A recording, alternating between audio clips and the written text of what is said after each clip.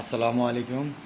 প্রিয় দেশবাসী ও দেশের বাহিরে যারা আছেন ও আমার প্রাণপ্রিয় 52 নং ওয়ার্ডবাসী ও দাঁড়াইল পূর্বপাড়া পশ্চিমপাড়াবাসী সকলকে জানাই আমার ও আমার পরিবারের পক্ষ থেকে অভিনন্দন ও শুভেচ্ছা ও সকলকে জানাই সালাম। আসসালামু আলাইকুম। দেখেন, আসুন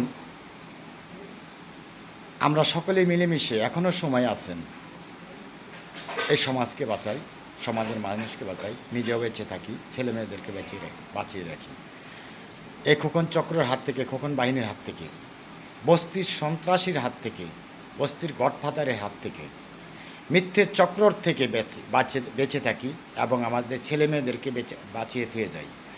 ভালো একটা সমাজ রেখে যাই, ভালো একটা স্থান রেখে যাই, তারা যেন ভালোভাবে থাকতে পারেন, চলতে পারেন। আবারও বলছি, সকলে মিলেমিশে সবাই জানেন এই খোকন চক্রকে, খোকন বাহিনীকে। সে গড়ে ওঠা থেকে, বস্তি থেকে গড়ে ওঠা সন্ত্রাস, ইয়াবা, মাদক যত আছে বস্তি থেকে শুরু, বস্তির লোক দিয়েই তার কাজ কাম চলছে এখন। দেখেন, আর কত মিথ্যার কাছে হার মানবেন, আর কত কত কত ভুক্তভোগীর শিকার হবেন, অত্যাচারের শিকার হবেন, জোর জুলুমের শিকার হবেন। আজকে আপনি চলে গেলে আপনার ছেলে মেয়ের চিন্তা করবেন না, এই সমাজের চিন্তা করবেন না, এক খোকন চক্রের কাছে হার মানবেন, বারবার মাথা নত করবেন, মুখ বুজে থাকবেন, সত্য দেখেও সত্যের প্রতিবাদ করবেন না। কেন এত ভয়? আজকে বেঁচে থাকবেন, কালকে যে বেঁচে থাকবেন এটার কোনো গ্যারান্টি আছে? যার কোনো এক সেকেন্ডে ভরসা নাই। কি রেখে যাব, কি নিয়ে যাব, সেদিকে চিন্তা করে আসুন না সকলে মিলেমিশে এই খোকন চক্রকে আইনের হাতে তুলে দেই, এই বস্তি বাহিনীকে আইনের হাতে তুলে দেই। আসুন না, আজকে আপনি আমার কথা না চিন্তা করে আপনার ছেলে মেয়ের চিন্তা করেন, এই সমাজের মানুষের কথা চিন্তা করেন। আমরা এইভাবে অন্যার কাছে হার মানতে পারি না, মাথা নত করে থাকতে পারি না। আর কতদিন অন্যার কাছে হার মানবেন, মাথা নত করবেন?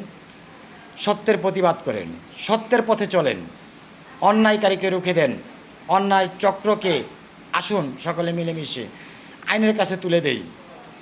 আসুন তুলে দেই।